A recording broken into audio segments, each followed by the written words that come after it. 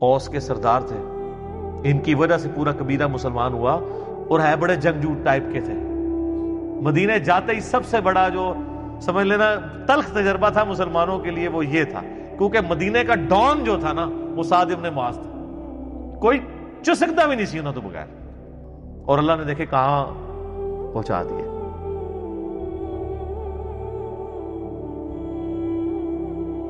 تو اللہ تعالیٰ مارا ہے کہ اگر تم یہ سمجھتے ہو نا جنت آپ کے لیے خاص ہے یہودیوں، اور تم اللہ تعالیٰ کی بڑی لاڈلی امت ہو، تو دل میں کبھی تمنا تو کرو نا موت کی۔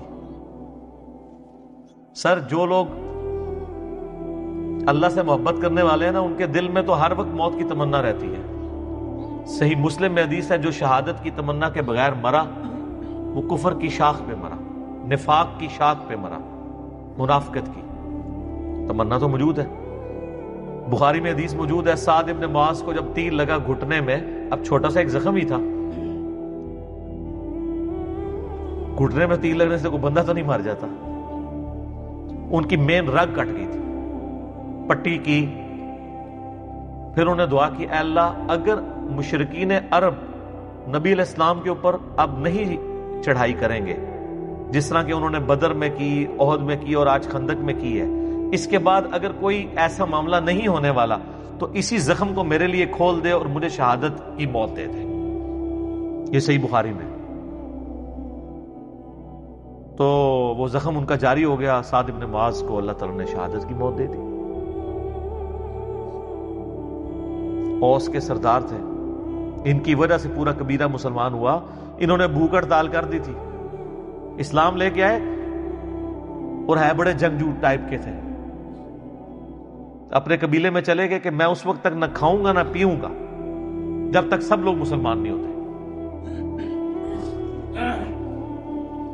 سر عمر سیریز میں انہوں نے سعد ابن معاذ کو فلمایا ہے، مدینے جاتے ہی سب سے بڑا جو سمجھ لینا تلخ تجربہ تھا مسلمانوں کے لیے وہ یہ تھا، کیونکہ مدینے کا ڈان جو تھا نا وہ سعد ابن معاذ تھا، کوئی چسکتا بھی نہیں سی انہوں تو بغیر، اور ڈان تھے وہاں کے، اور اللہ نے دیکھے کہاں پہنچا دیے، اور ان کو وہ شہادت کی تمنا ملی، کیونکہ بخاری میں موجود ہے نبی علیہ السلام نے خندق کے موقع پہ کہہ دیا تھا کہ یہ آخری دفعہ ہے کہ کافر تم پہ آئے ہیں، اب تم کافروں پہ حملہ کرو گے، اور وہی ہوا۔ اگلے سال نبی علیہ السلام نے پھر 6 ہجری کے اندر عمرے کا ارادہ کیا، وہ صلح حدیبیہ ہو گئی، 7 ہجری میں غزوہ خیبر ہوا، 8 میں فتح مکہ ہو گیا۔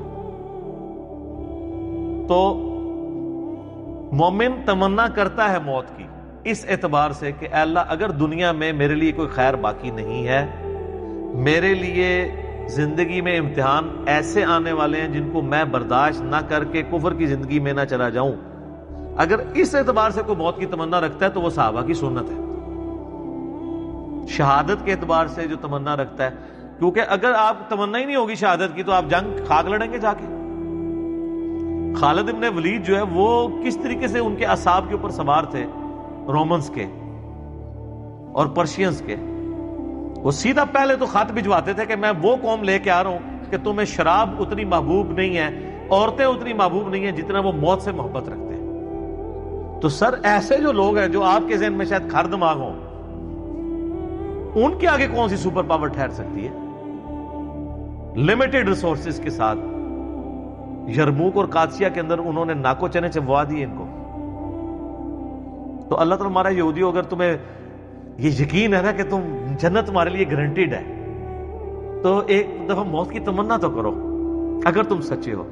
اور اللہ تعالیٰ خود ہی جواب دے رہا ہے، وَلَن يَتَمَنَّوْهُ أَبَدًا بِمَا قَدَّمَتْ أَيْدِيهِمْ، یہ کبھی بھی موت کی تمنا نہیں کریں گے بسبب ان اعمال کے جو انہوں نے آگے بھیجے ہوئے ہیں، ان کو پتہ ہے کہ کرتوت ہم نے کیا کیے ہوئے ہیں۔ یہاں بھی میں آپ کو بتا دوں، یہ جو لوگ بڑی بڑھ چڑھ کے تقریریں کر رہے ہوتے ہیں نا، اگر آپ سیریسلی ان سے سوال کریں نا تو ان کا پول کھل جاتا ہے۔ بڑا بڑا دعویٰ کرتے ہیں، او جی موت کا ایک وقت مقرر ہے جو آنا ہے، تو یہ 10 باڈی گارڈ کو رکھے ہوئے ساتھ، حالت یہ ہوتی ہے کہ بس وہ ٹائلٹ بغیر باڈی گارڈ کے جا رہے ہوتے ہیں، باقی ساری ایکٹیویٹیز اس طریقے سے کر رہے ہوتے ہیں،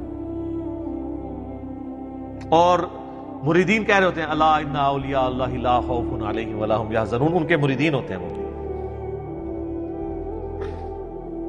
یہ سب فرق ہے پھر.